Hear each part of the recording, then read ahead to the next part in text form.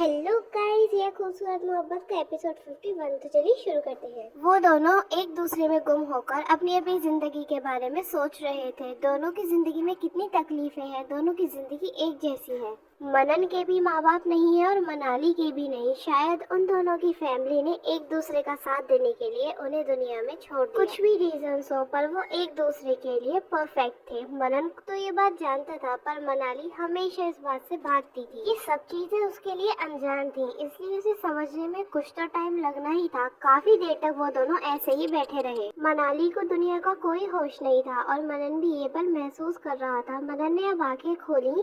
उसने देखा कि मनाली ने अब भी आंखें बंद कर रखी है। उसने उसके चेहरे को छुआ। मनाली ने हड़बड़ा के आंखें खोली और उससे दूर हो गई। मनन भी उसके चेहरे से दूर हुआ और पहाड़ों को देखने लगा। मनाली भी जो कुछ हुआ अभी उसके बारे में सोच रही थी। वो मनन को अपने आप से दूर ही नहीं कर पाती थी, लेकिन जब भी मनन उसके ऐसे करीब आता था उसके दिमाग के सारे पेच ढीले हो जाते थे। वो यही सोच सोच कर अपने आप को संभालने की कोशिश कर रही थी। मनन भी उसकी हालत बखूब समझ रहा था। मनन ने थोड़ा माहौल बदलना चाहा तो वो इतराकर अपने बालों में हाथ फेरता हुआ कहता है, जेरी तुम्हें तो खुश होना चाहिए कि भगवान मेरे सास ससुर को तो तुम्हारी जिंदगी से लेकर चला गया, पर मुझ जैसा संस्कारी लड़का छोड़कर गया तुम्हारी जिंदगी में। अरे तुम्हें तो गांव में पेड़े बांटने चाहिए कि मैंने तुम्हारी जिंदगी का दरवाजा खटखटाया। मनाली बड़ी बड़ी आंखें करते हुए कहती है, आप और संस्कारी? मनन कहता है, हाँ परी जी, मुझ जैसे लड़के की तो तुम्हें रोज हल्दी कुमकुम लगाकर आरती उतारनी चाहिए। आखिर इतनी बड़ी दुनिया में मेरे जैसे लड़कों की कितनी कमी है ये शायद तुम्हें पता नहीं है। मनाली कहती है कि आपको नहीं लगता कि आप अपनी तारीफ को ज्यादा ही करते हैं? मनन जवाब देते हुए कहता है, हाँ तो तारीफ के काबिल हूँ इसलिए तो करता हूँ, और वैसे भी इसमें कौन सा पैसे देने पड़ते हैं। मनाली कहती है कि बढ़िया है, खुद को संस्कारी कहने वाले, हरकतें बेशर्मों वाली और खुद को संस्कारी कहते हैं। कौन अपनी तारीफ अपने मुंह से करता है, हद होती है किसी बात की। मनन कहता है कि वो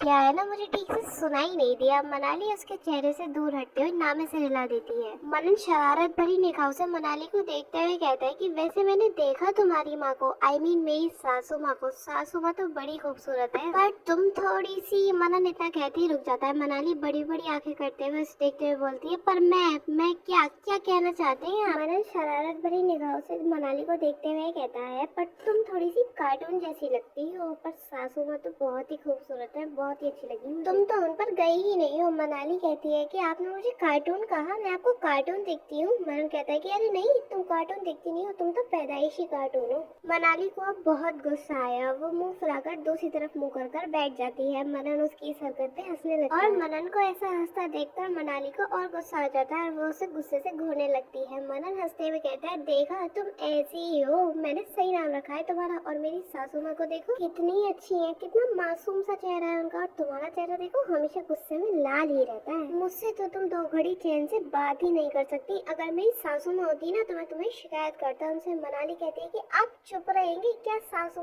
माँ लगा रखा है। वो आपकी सासू माँ नहीं है, वो मेरी माँ है। और हाँ, मैं कोई कार्टून नहीं हूँ जो आप मुझे बार बार ऐसे बोल रहे हैं। मनाली इतना कहकर वहाँ से उठती है और दूसरी तरफ जाने लगती है जहाँ से खाई देखी जा सकती है। मनन भी उसके पीछे पीछे उठकर उससे कहता है कि अरे मेरी शिजुका, कहाँ चली अपनी नोबिता को छोड़कर? मनाली भी गुस्से में कहती है, जा रही हूँ डेकी सुगी के पास। तो गाइस, अब आप लोग फटाफट से कमेंट सेक्शन में ये बता दो कि डोरेमोन किस किस का फेवरेट है। मनन उसका जवाब सुनकर हंसने लगता है। मनाली अब खाई के पास पहुंची। उसने गहरी खाई देखी तो वो डर गई और अब उसे चक्कर आने लगे। वो वहाँ से पीछे हटकर भागने को हुई तो वो मनन से टकरा गई।